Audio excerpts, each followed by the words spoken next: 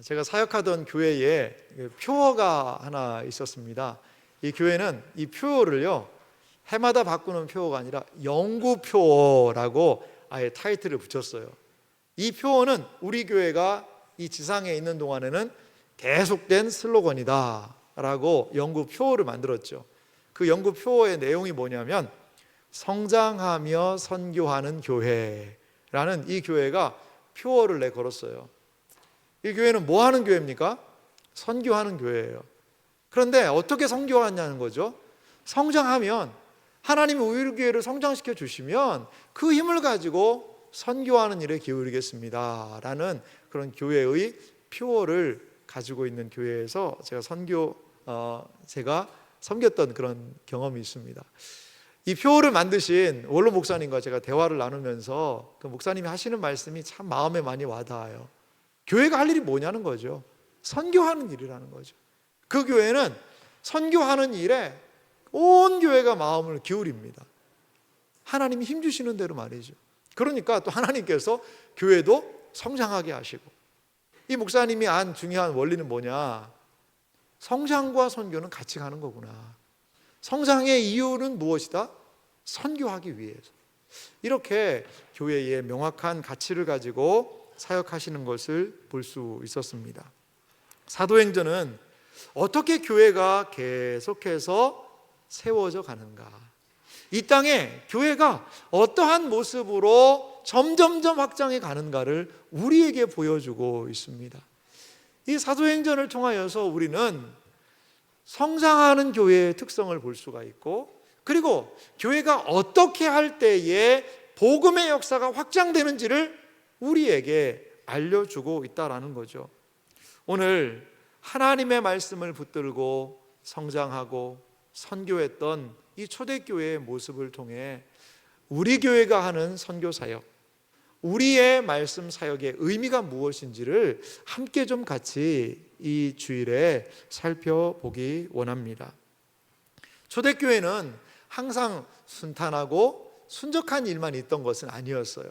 이 초대교회에도 위기가 있었던 것을 볼 수 있어요.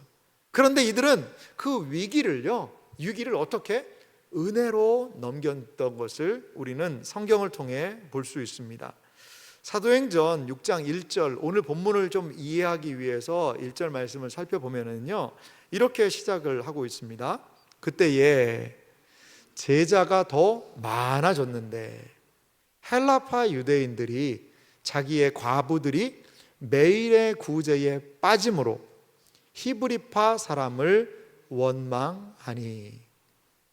처음 교회, 초대교회, 예루살렘 교회에 늘 좋고 은혜가 충만하고 그렇게만은 이어지지 않았다는 거죠. 이 교회에 뭐가 있었냐? 어려움이 있었습니다. 이 구제 문제 때문에 교회에 어려움이 있었는데요, 그 교회 안에는 두 부류의 사람들이 있었다는 것을 우리가 좀 볼 수 있어요. 자, 초대 예루살렘 교회에 있던 두 그룹은 어떤 그룹이었을까요? 한번 제가 이렇게 정리를 한번 해봤습니다. 정리를 한번 해봤는데, 히브리파 유대인들이 있었어요. 이 사람들은요, 히브리파 유대인, 그 당시에 팔레스타인, 예루살렘 그 지역에 살고 있는 사람들이에요. 예수님 당시에요, 이 사람들이 썼던 언어는 무슨 언어를 썼냐면, 히브리 사람이니까 히브리어를 썼을 것 같은데 그렇지 않았어요. 히브리어는 그때 구어로는 없었습니다. 이들은 어떤 말을 썼냐면, 그 당시에 사람들이 지배를 받았던 아람어라는 걸 썼습니다. 아람어. 예수님은 어떤 말을 쓰셨을까요? 예수님도 아람어를 쓰셨어요. 아람어. 그 당시에는 그 나라가 자기 나라의 고유한 언어를 잃어버렸어요. 그리고 그 주위에 쓰는 말들을 썼던 거죠. 이렇게 아람어를 쓰고 있는 히브리파 유대인들이 예루살렘 교회에 좀 많이 있었던 것 같습니다. 또 어떤 사람들이 교회에 있었냐면 헬라파 유대인들이 있었어요.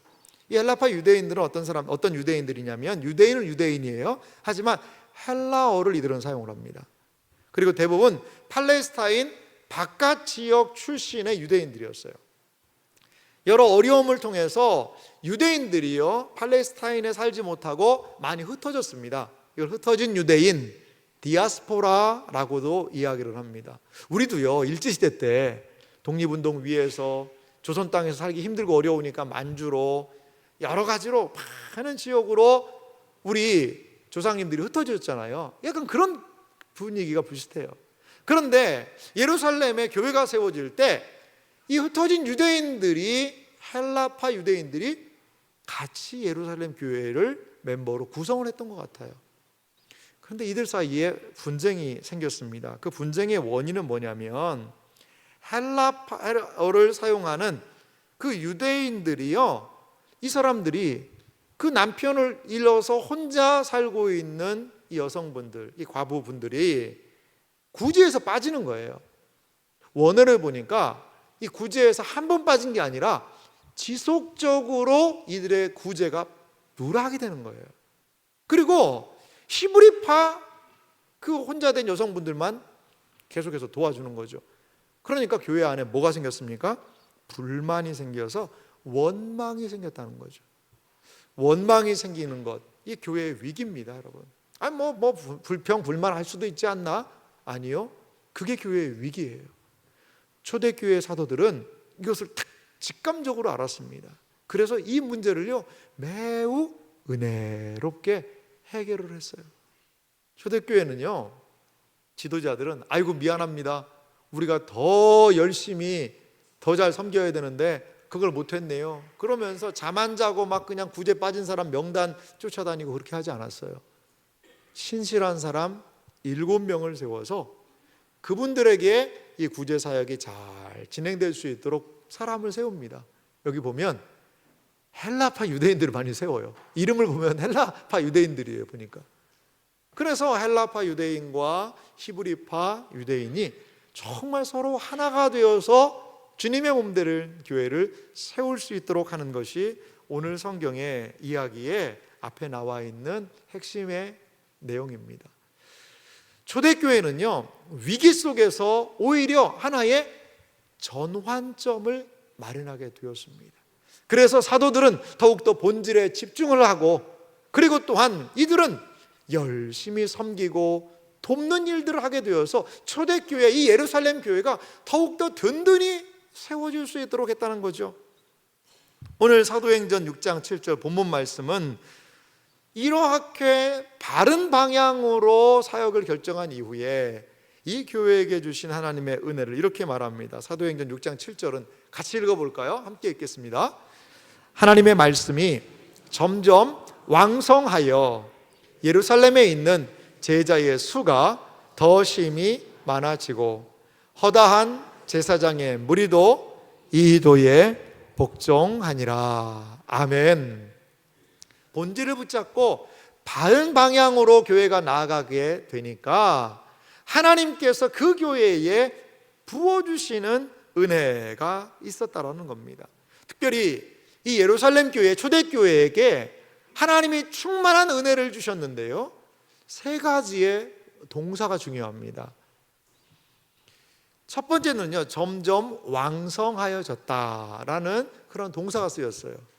두 번째는요, 제자의 수가 더 심히 많아졌다라는 그러한 말이 기록되어 있습니다. 마지막 3번째는요, 허다한 제사장의 무리도 이 도에 복종하니라. 복종했다라는 이 3 동사가 기록이 되어 있습니다. 그런데 이제 우리나라와는 이 헬라어가 좀 달라요.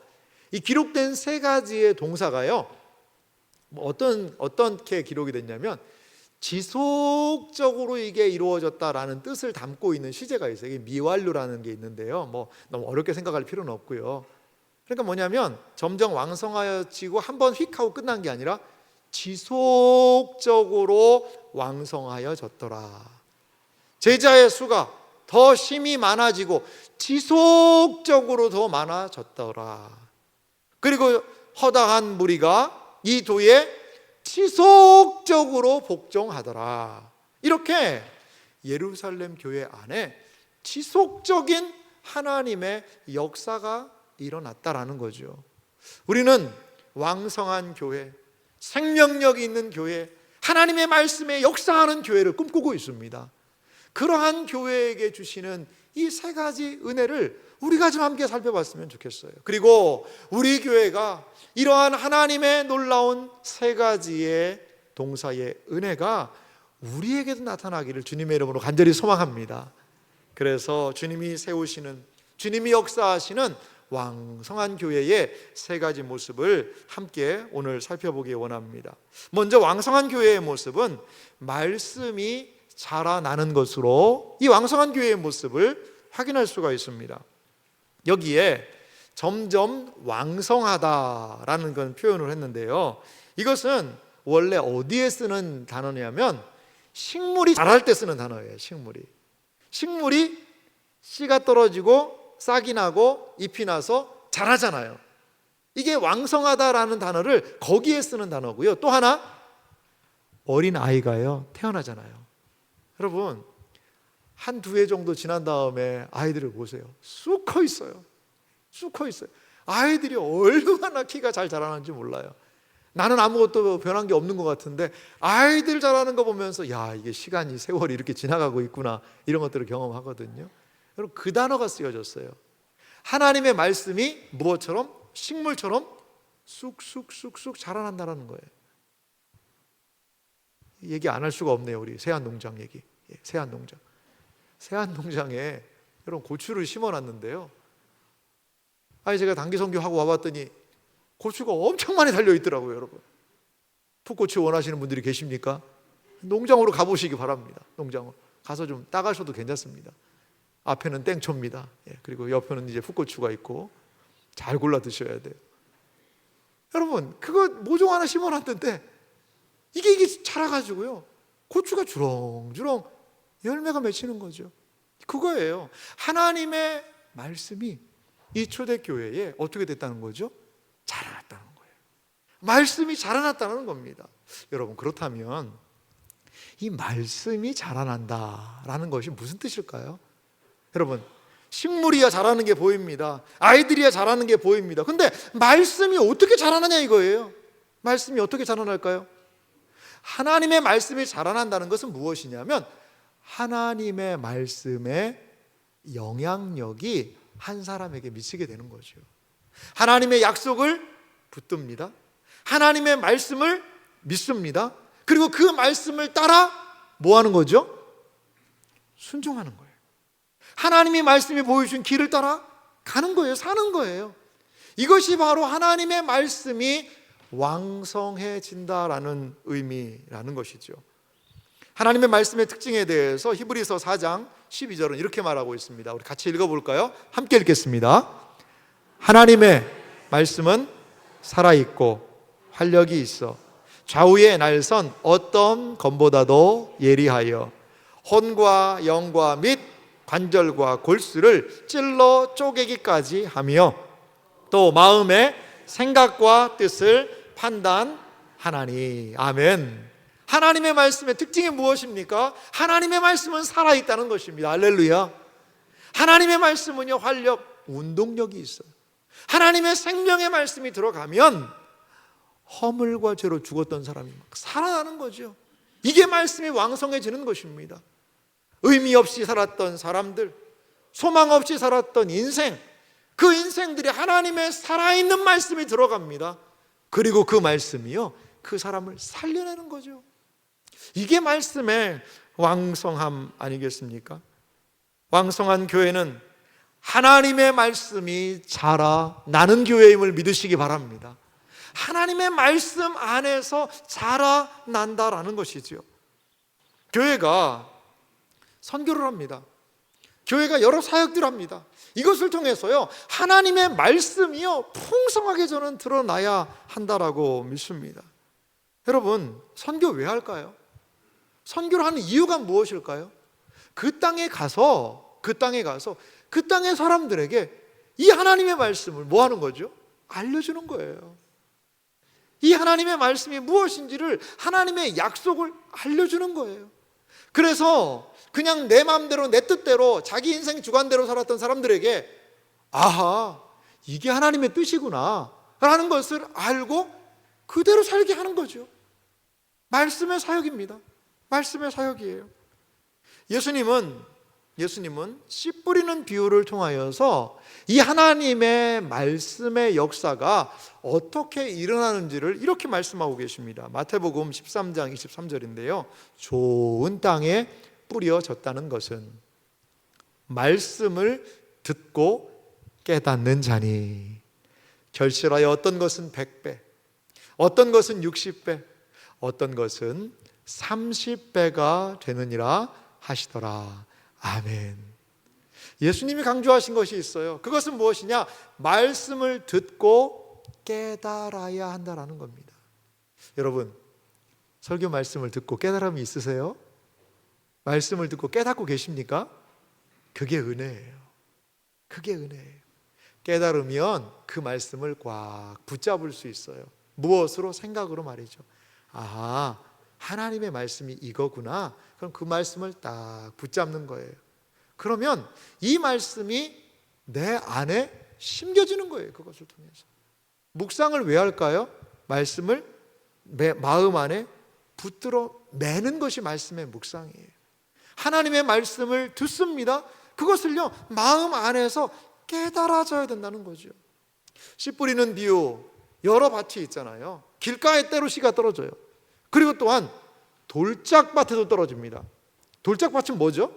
여러분, 자갈밭이 아닙니다. 성경을 자세히 보면 자갈밭이 아니에요. 뭐냐면 큰 안반, 바위 위에요, 흙이 살짝 고여 있는 거죠. 흙이 살짝 고여 있으니까 거기에 씨가 딱 떨어지니까 처음에는 싹은 나요. 근데 이게 여러분, 이 안반이 있으니까 뿌리를 내릴 수가 있어요, 없어요? 뿌리를 못 내리는 거니까 그러니까 자라나지를 못하는 겁니다. 그리고 막 가시 여러 가지가 확 눌러가지고 자라지 못하게 하는 거죠. 그래요, 여러분. 하나님의 말씀을 듣는다고 다 깨닫습니까? 그러지 않을 때도 있어요. 복음을 전한다고 다 모든 사람이 100% 반응하나요? 아니요. 때로는 길가에도 떨어져요. 때로는 돌짝밭에도, 때로는 가시떨기에도 떨어져요. 그런데 옥토에 깨달은 말씀, 하나님의 말씀을 사랑하고 깨달은 그 공동체를 하나님께서는 30배, 60배, 100배의 결실을 맺게 하시겠다는 것이 하나님의 약속임을 여러분 믿으시기 바랍니다. 교회가 어떻게 왕성해질 수 있지요? 하나님의 말씀을 붙잡는 거예요. 하나님의 말씀을 의지하고 순종할 때에 교회는 이러한 왕성한 하나님의 은혜의 역사를 경험하게 될 줄 여러분 믿으시기 바랍니다. 여러분, 제자훈련을 하고 있어요. 그리고 양육훈련을 하고 있습니다. 그리고 우리 하나님 말씀 가지고 씨름을 하고 있거든요. 여러분, 왜 그걸 가지고 할까요? 이 하나님의 말씀이요, 내 안에 새겨지는 거예요. 심겨지는 겁니다. 공부하고 알아야지만 그 말씀대로 살아갈 수 있지 않겠습니까? 그래서 이러한 훈련 사역을 하는 겁니다. 저는 우리 교회에 그 1:1 양육 사역을 하는 게 너무나도 기뻐요. 너무나도 기뻐요. 하나님의 말씀을 잘 알지 못하시는 분들과 교회가 1:1로 사람을 연결해서 우리 성도님들이 알려주는 겁니다. 말씀을. 기독교 신앙의 적어도 기본적인 것들이 무엇인지를 알려주는 거예요. 여러분, 제가 소망하는 것 중에 하나가 뭐냐면 우리 전 성도님들이요, 1:1 양육 10주 정도는 할 수 있는 분으로 저는 무장이 됐으면 좋겠어요. 그래서 누구를 붙여줘도 그분과 10주 정도 하나님의 말씀을 나눌 수 있는 내용을 가지고 있는 그리스도인, 얼마나 여러분 하나님의 말씀의 역사가 일어날까요? 저는 그것을 꿈꾸고 있습니다. 이번 단기 선교에서도 우리가 여러 사역들을 했는데요, 이 주된 사역이 뭐냐면 말씀 가르치는 거였어요. 말씀을 좀 드러내는 사역을 우리가 했습니다. 박재영 선교사님과 우리가 동역을 하면서 선교 사역을 했는데요, 지난 화요일에 안티폴로라는 지역에서 그곳의 목회자분들을 우리가 좀 섬겼습니다. 제가 사진을 좀 준비했는데 한번 보실래요? 날씨가 좀 더웠습니다. 덥고 안에 에어컨 시설은 좀 없어가지고 저도 막 강의를 하는데 막 땀이 등골에서 졸졸졸졸 흐르더라고요. 그리고 안에 좀 더운데도 이분들이 참 열심히 들으세요. 다음 사진을 좀 보시면 이렇게 막 적기도 하고요. 적기도 하면서 말씀을 한 자라도 안 놓치려고 그렇게 열심히 들으셨어요. 그래서 오전에 저희가 2시간, 그리고 오후에 2시간, 그래서 오전에 성찬에 대한 거, 또 우리 함께 준비해서 성찬식도 하고, 오후에는 설교에 대한 거, 제가 에스겔 말씀을 통하여 설교자의 사명에 대해서, 그리고 설교를 통해 뭘 기대할 수 있는지에 대한 그런 말씀을 약 한 오전과 오후에 걸쳐서 나눴고, 저녁 때는요 저희가 또 모여가지고 연합 집회를 했습니다. 각 교회들이, 여기 목회자분들이 모이셨는데 각 교회에서 성도님들이 함께 모여서 연합 집회 사역도 하고, 그래서 정말 말씀으로 여기 있는 성도들을 섬길 수 있었습니다. 그 다음 사진도 보시면요, 이렇게 선교사님과 함께 말씀을 전하는 그런 사진이고요. 마지막에 우리가 기념 촬영도 이렇게 했습니다. 그래서 너무 이분들을 말씀으로 섬기고 또 점심 식사로 섬기고, 정말 우리가 마음을 다해서 선교팀이 섬기고 왔어요. 그래요 여러분, 이 땅에, 그 필리핀 땅에 하나님의 말씀이 왕성하게 일어나기를 간절히 소망합니다. 근데 왜 저런 세미나가 필요하나 봤더니, 이 필리핀 지역에 있는 이 목사님들이요 거의 다가 일을 하시더라고요. 일을. 그러니까 교회가 연약해서도 그렇고, 그리고 필리핀에 있는 그런 교회들이 좀 연약하다게 보다 보니까 이 생활비를, 좀 사례비를 드릴 수가 없는 교회들이 참 많이 있는 것 같아요. 그리고 물론 뭐 어느 정도 사역할 수 있는 비용을 교회에서 제공하시기도 하죠. 그런데 기본적으로 필리핀에 있는 목회자분들이 개인 일을 하면서 교회를 섬기고 계시더라고요. 저희가 갔던 교회도 목사님이 농장에서 일을 하시더라고요. 농장에서.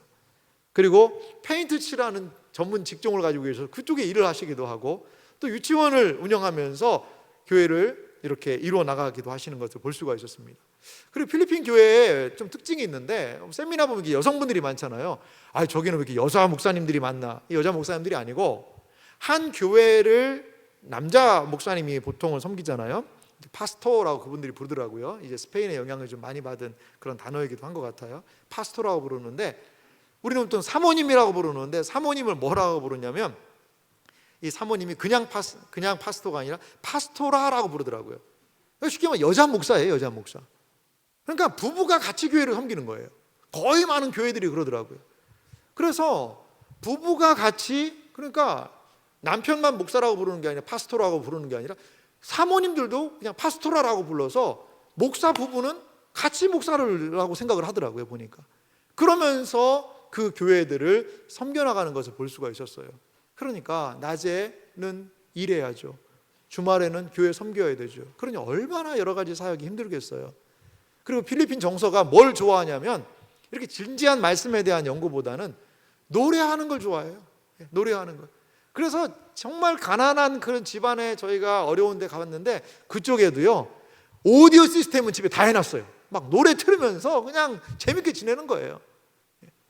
그러한 정서 때문에 그런지 몰라도 교회가요 찬양하는 것은 너무 좋아해요. 근데 말씀은 여러 가지 준비가 다 미약합니다 라고 선교사님이 이야기를 하시더라고요. 그래서 이들에게 지속적으로 말씀에 대한 도전을 하는 사역이 너무나도 중요합니다라고 이렇게 선교사님이 이야기해 주셨습니다.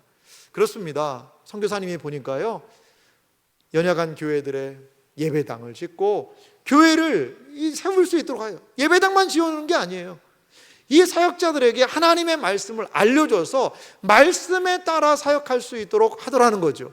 이러한 일들이 그 가운데서 일어나니까요 말씀 안에서 교회들이 세워지고 있는 거예요. 사랑하는 성도 여러분, 그렇습니다.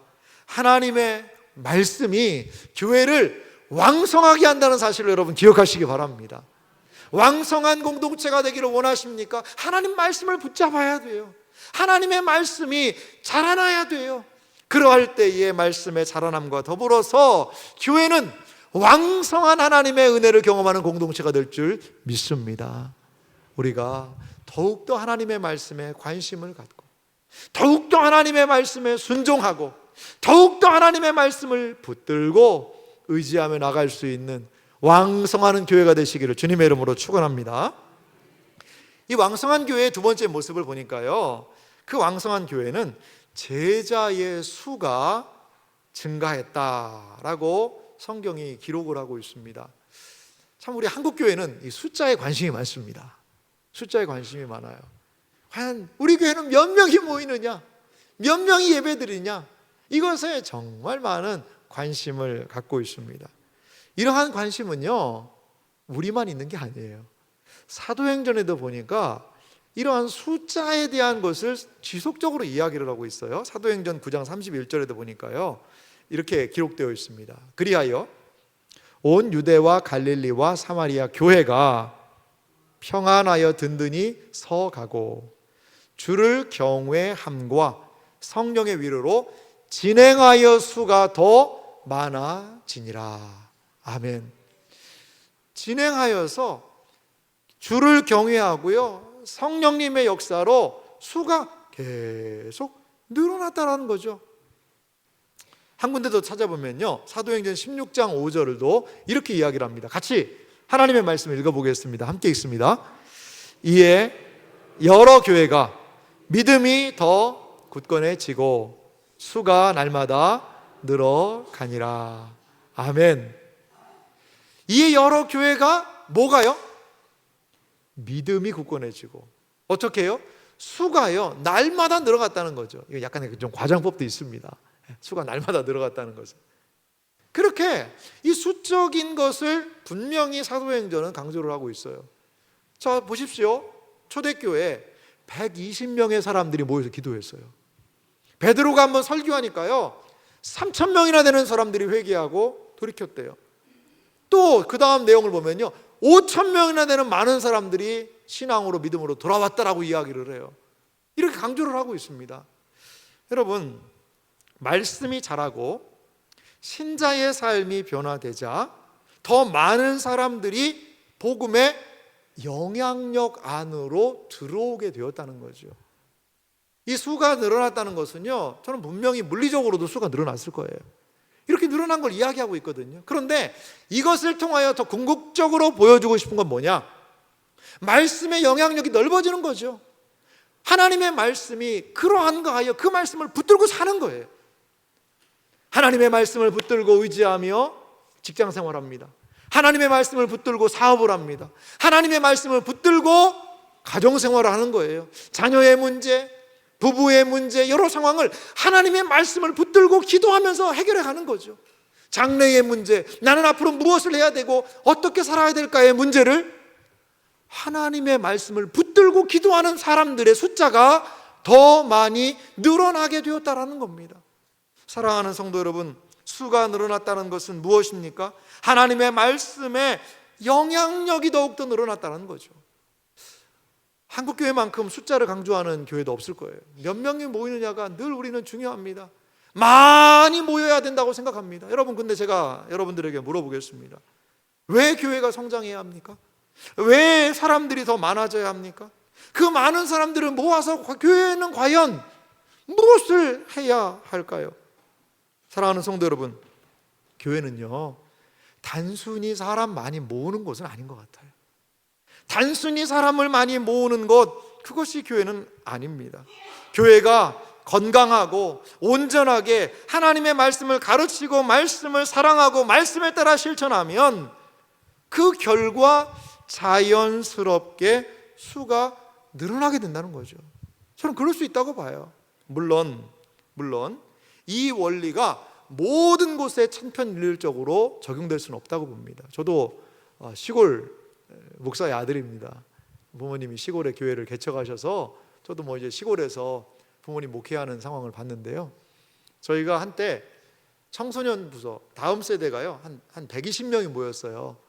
유초등부가 한 70명 모이고, 그리고 청소년 부서가 중고등학생이 한 50명 모이고, 그러니까 그 동네 애들은요 거의 다 오는 거예요. 이런 시기가 있었어요. 근데 지금은 그렇게 안 됩니다. 왜냐하면 사람이 없어요. 학교가 폐교됐어요. 아이들이 다 떠나고 없어요. 어떻게 되겠어요? 여러분, 무조건 교회가 사람 늘어야지 안 늘면은 가짜 교회다, 거짓된 교회다, 그건 아닌 것 같아요. 하지만 우리가 한 가지 기억할 사실이 있다는 거죠. 무엇입니까? 그럼에도 불구하고 교회가 하나님의 말씀을 붙들 때, 하나님의 말씀에 순종하는 사람들이 교회를 통하여서 지속적으로 세워질 수 있다는 사실을 여러분 기억하시기 바랍니다. 하나님의 말씀을 사랑하는 공동체에 하나님은요 사람을 보내시는 거예요. 여기에 수가 늘어났다, 수가 더 많아졌다라는 그 내용 말씀을 원어를 보면요, 이게 시제가 뭐냐면 시제가 아니고 보면 이게 수동태로 쓰였어요. 수동태. 그러니까 우리가 뭘 열심히 한 결과에 의해서가 아니라 누가 사람들의 수를 많아지게 하는 거예요? 하나님의 주권 안에 있다는 거죠. 하나님의. 교회가 하나님의 말씀을 붙들고 한 사람 한 사람을 그 말씀 안에서 세우고 온전하게 하는 일을 하면 곤고한 심령, 답답한 심령들이 교회로 모여들게 된다는 거죠. 이게 하나님의 나라의 놀라운 이치라는 겁니다. 골로새서 1장 28절에 보면 사도 바울이요, 이 원리를 이렇게 이야기를 하고 있어요. 중요한 구절이니까 같이 읽어볼까요? 함께 읽습니다. 우리가 그를 전파하여 각 사람을 권하고 모든 지혜로 각 사람을 가르침은 각 사람을 그리스도 안에서 완전한 자로 세우려 함이니. 아멘. 교회의 수가 늘어야 되는 이유가 뭘까요? 저는 이것 때문에 그렇다고 봐요. 여기 각이라는 단어가 3번 쓰였습니다. 우리가 그를 전파하여 각 사람을 뭐 하죠? 하나님의 말씀으로 권하는 겁니다. 그리고 각 사람을 뭐 하는 겁니까? 하나님의 말씀으로 가르치는 겁니다. 그리고 각 사람을요, 그리스도 안에서 어떻게 해요? 완전한 자로 만드는 이 사역. 이 완전한 자라는 이 단어가 어떻게 보면 우리가 제자로 만드는 거죠. 주님의 제자로 삼는 거예요. 여러분, 교회에 왜 사람들이 많아져야 합니까? 왜 더 많은 사람들이 복음을 들어야 합니까? 이것 때문에요. 이 사역을 위해서요. 각 사람을 권하고 각 사람을 가르치고 각 사람을 그리스도 안에서 완전한 자로, 주님의 제자로 세우기 위하여서 주님은 그렇게 하는 공동체에 사람들을 보내어 주신다는 거죠. 사랑하는 이 자리에 계신 성도 여러분, 영혼을 세우는 사역이요, 너무나도 중요해요. 나 하나 간신히 신앙생활 한다라고 여러분 생각하지 마세요. 나에게 주신 은혜가 있다면요, 그 은혜를 가지고 영혼을 섬기십시오. 영혼을 섬기는 거예요. 그래서 내가 이 교회에서 이렇게 믿음 생활할 수 있도록 먼저 섬겨주신 분들이 계시잖아요. 그 섬김을요, 이제 그 은혜에서 좀 멀어진 분들을 위해서 섬기는 거죠. 한 성도님이 그런 이야기를 하세요. 이 신앙생활 하다가 많이 낙심이 돼서 뒤로 물러나 있었는데 그래도 교회가, 우리 세안교회가 지속적으로 관심을 가져줬다는 거예요. 그게 자기한테 너무나도 감사했다. 그래서 다시 회복해서 교회로 나올 수 있었다라고 이야기를 해요. 여러분, 주변에 안 보이는 성도님들이 계시잖아요. 여러 상황으로, 이유로 지금 뒤로 물러나 있는 지체들이 있잖아요. 섬겨야죠. 그들을 각 사람으로 우리 함께 세워가는 거예요. 목회자들이 진리의 말씀으로 양육하고 진리의 말씀을 가르칩니다. 우리가 서로 권면하면서 그들을 주님의 몸으로 함께 세워갑니다. 이것을 통하여서 교회는 각 사람을 완전한 자로 만들 수가 있는 것이지요.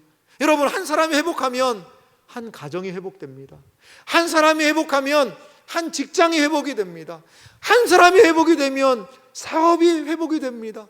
한 사람이 회복이 되면 그가 속한 공동체가 회복되지 않겠어요? 사랑하는 성도 여러분, 그래서 교회는 이렇게 사람들이 필요하다라는 거죠. 골로새서 1장 29절에 사도 바울은 이 정신을 이렇게 소개합니다. 같이 읽겠습니다. 이를 위하여 나도 내 속에서 능력으로 역사하시는 이의 역사를 따라 힘을 다하여 수고하노라. 할렐루야. 참 우리 장로님들, 우리 섬김이들 너무나 감사해요.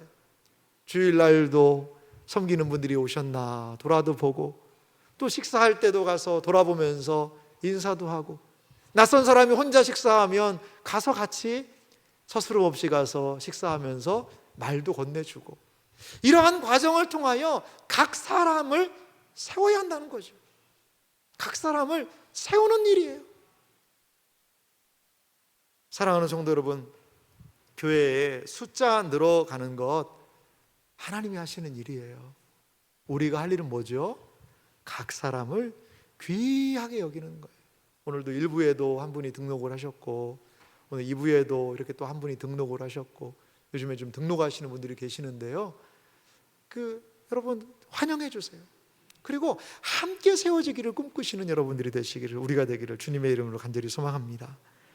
마지막으로 이 왕성한 교회의 모습을 우리가 좀 하나 볼 수 있는 게 있는데요. 그것은 무엇이냐면 이 믿음에 이들이 복종하고 있다는 것을 볼 수가 있어요.